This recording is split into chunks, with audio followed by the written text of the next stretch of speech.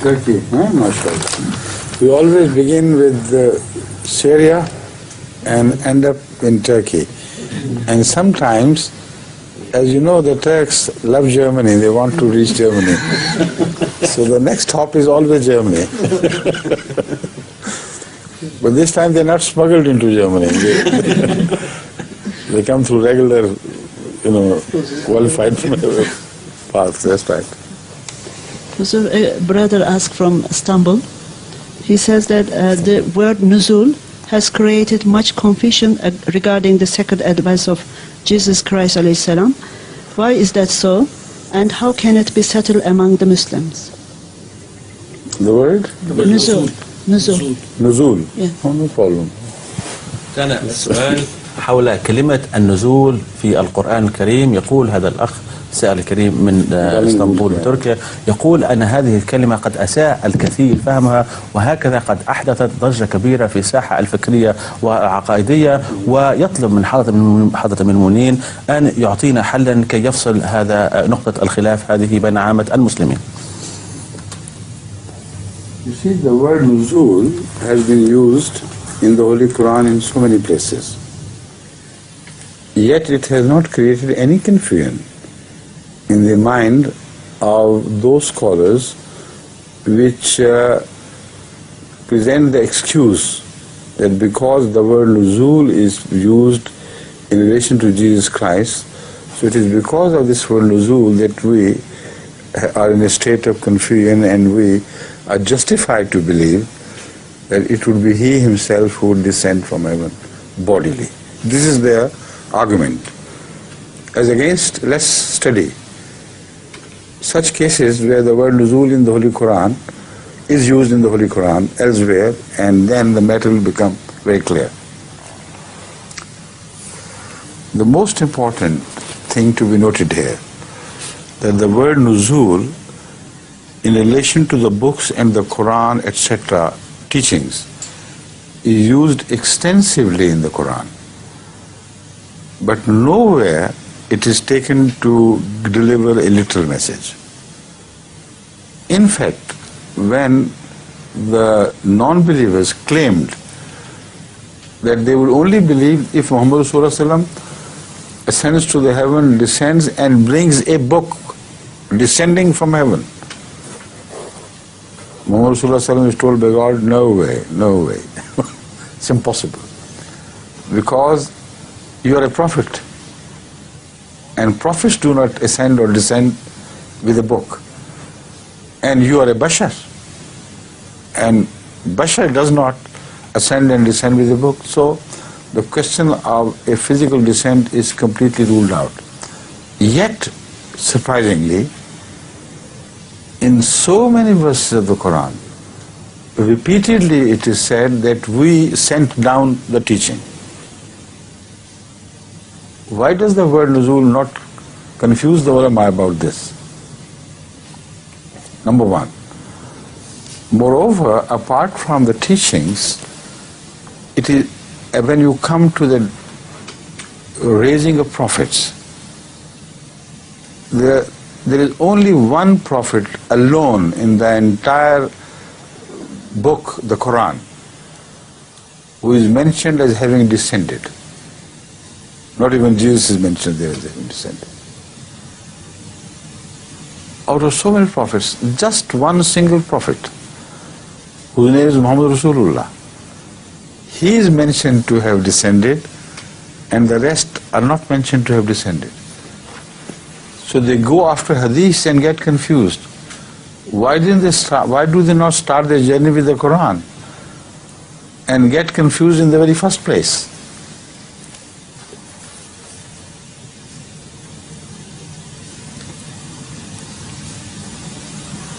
Ya ulil albab, alladhina amanu. The address is also very important. Ya ulil albab, O people who have some wisdom, who possess wisdom. Those who also believe.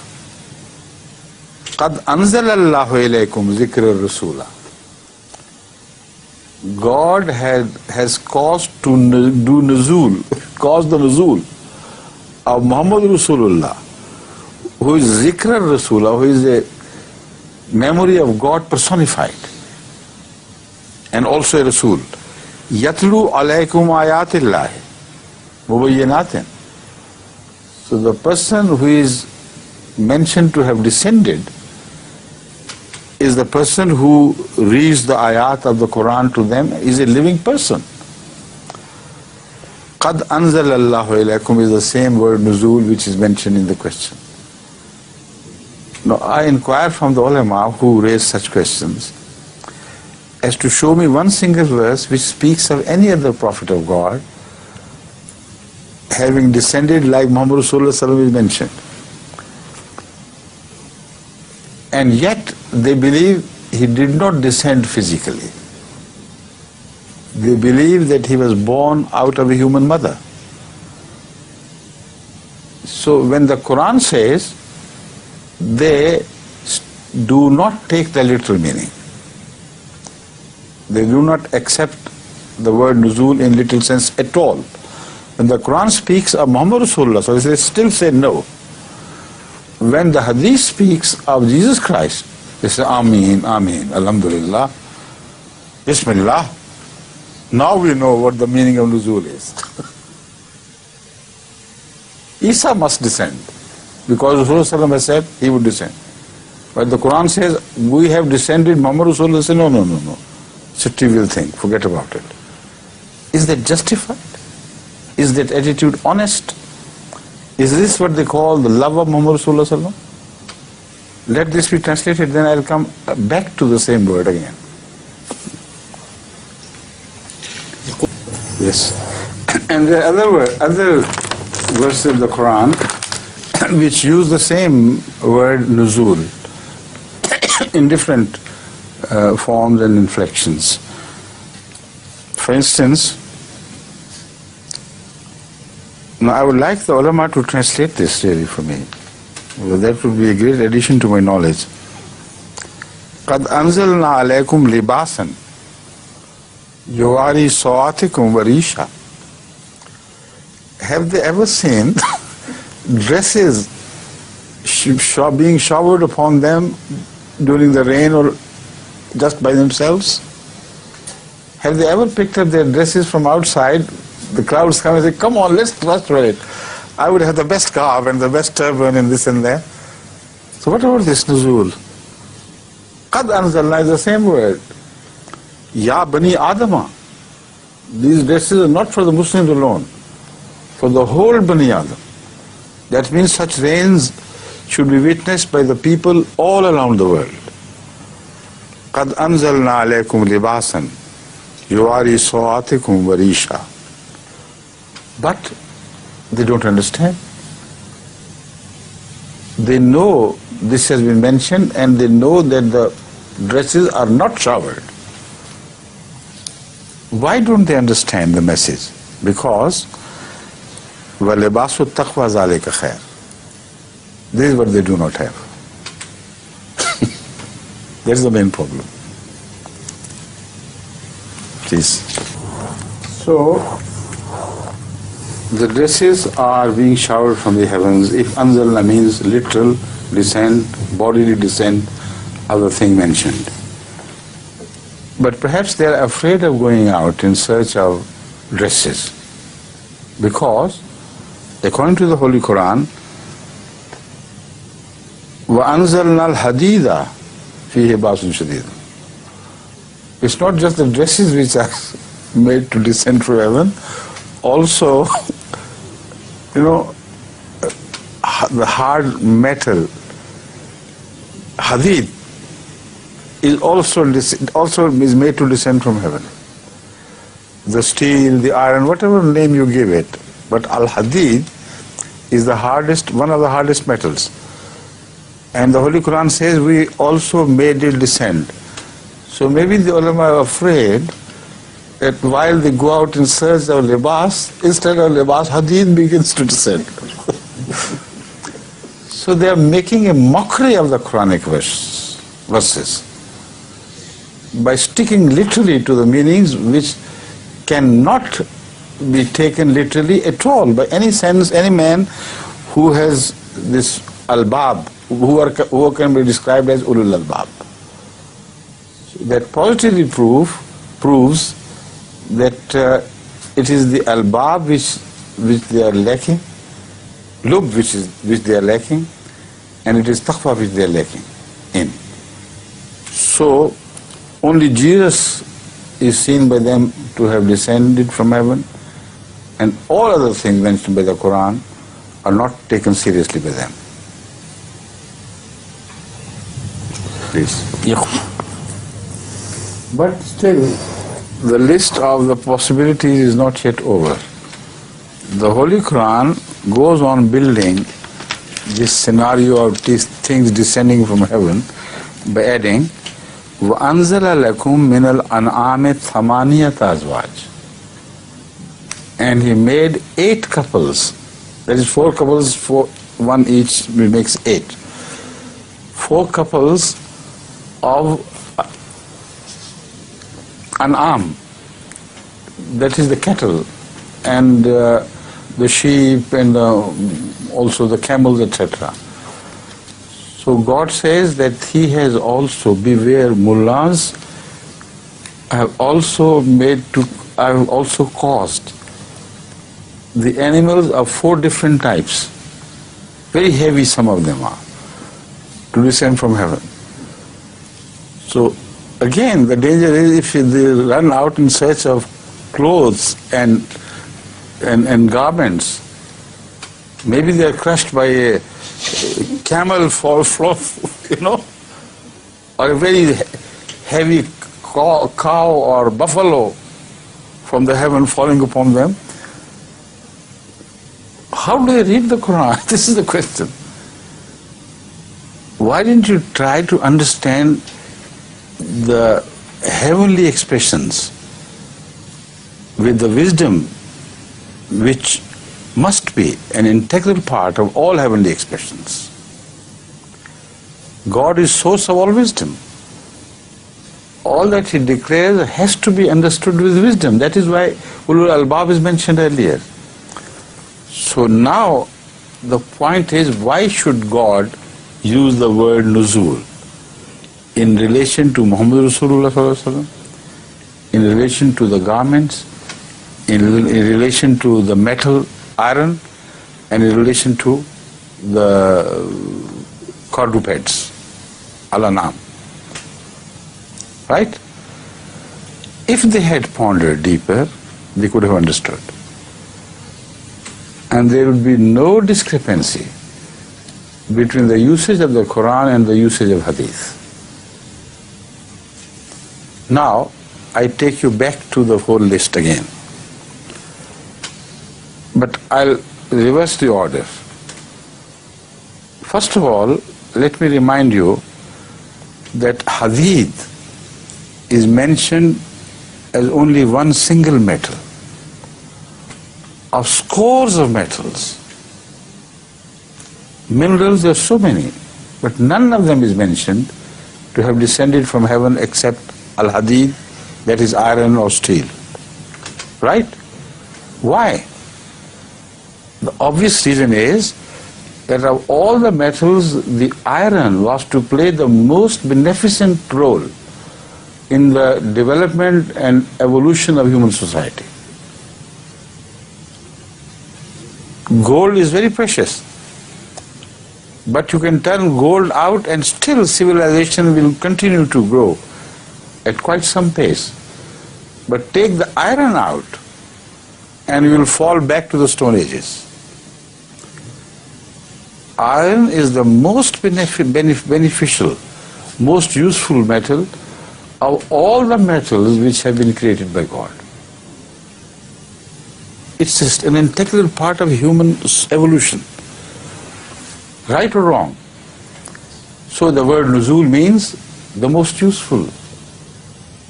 Descending means we have sent something which is exceptionally useful. In its class, there is no other thing more useful than this thing. Correct? God has created so many animals, but no animal is so essentially useful for man as the cattle, cows, and the sheep, and the camels, etc., they have played the most vital role in the survival of humans and their progress. All the agriculture owes its progress to these animals. Horses as well. They used to drive, even in Europe, even today. They are used as for driving the plows and cultivating the harvest. In many parts of Europe, still horses are employed to do this job. But cattle is, in other forms also, is employed for this throughout the world, throughout the ages. Now, these tractors were invented only recently, but they were invented out because of steel. See? So put together, they make the two wheels of human civilization to grow and flourish and advance. Remove them, and you fall back to the ages of this dark ages of the caves of stones. And no metal can compete with iron in its usefulness. Agreed or not? Yes. Now, come to libas. Libas is a symbol of human civilization. His culture and his social life, his dignity on earth is directly related to libas, and also his protection from extreme colds and extreme heat. It is exactly in the same sense that it is used in relation to the creation of Adam. You know, when he committed a sin against God, as if he was turned naked. And there the word libas acquires full meaning of libasul taqwa.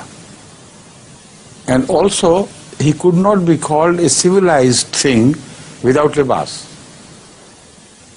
So the Holy Quran goes on building that he made Adam and gave him the civilization with the law that no one will walk naked on the earth, unprotected from heat or cold. Correct? So of all the signs of civilization, libas stands supreme in the history of humans. They carry sticks, they carry shoes, they do all things to make them appear dignified. But without libas, they're just naked hippies or less than that. Huh? Sometimes, not all hippies. So, out of the marks of civilization, libas stands out. Now turn to the prophets. Among all the prophets, which was the prophet who was the most useful, most beneficent? Hazrat Muhammad Rasulullah. Out of all questions, he stands out as the best of all prophets who benefited mankind like no other one did. Moreover, this one other important fact to be noted. Hazrat Muhammad Rasulullah was the only universal prophet. And all these things which are mentioned by way of special graces of Allah are universal. Libas is universal, iron is universal, cattle is universal. So, how could a prophet be mentioned in that category which is of universal usefulness, unless he was universal in his message? So, Muhammad Rasulullah is the only prophet who is entitled to be mentioned under the word nuzul. Because of all the prophets, he is the best. Of all the prophets, he is the only universal prophet. This is the meaning of nuzul. So when Hazrat Rasulullah sallallahu alaihi wasallam uses the term nuzul with relation to the advent of Jesus Christ, this is exactly what the message is. He says the same old Jesus will not come, who was not universal. He would come under me to represent me. So he has to be universal, or he cannot be referred to under the word nuzul. The Quranic usage of nuzul makes it categorical that all things mentioned under this word have to be universal, not regional. Right or wrong? It's evident. So the second Jesus would be a universal prophet, and that means he has to be born in the Ummah of Muhammad Sallallahu Alaihi Wasallam. Because the old Jesus is mentioned by the Quran, وَرَسُولًا إِلَىٰ بَنِي إِسْرَائِيلِ. How could he be understood to be universal? Bani Israel, addressed to Bani Israel, or raised for the sake of Bani Israel. So this nuzul should have made them understand the meaning, instead of being confused about it.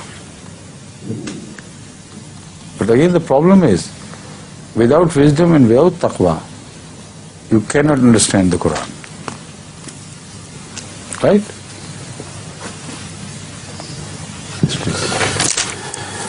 Jazakumullah. The time is over. So from Turkey we can't go to Germany this time. Tomorrow inshallah, or then whenever we meet again. Okay? And I again express my happiness that Amir Sahib Germany, Abdullah Sahib Wagushauser, is here with us today. Were you introduced? No. No. So this is the most important thing. Before we part, we must introduce him. فاتني أن أعرف بحضراتكم وأقدم الأستاذ الكريم الضيف الذي نزل علينا ضيف في حلقة اليوم، وهو أمير الجماعة الإسلامية الأحمدية الفرعية بألمانيا. Muhammad Abdullah Wagushauser. Correct? Yeah, Yes, correct. good. كانت منافسة هذا. Okay. هكذا نأتي لنهاية هذه الحلقة. السلام عليكم.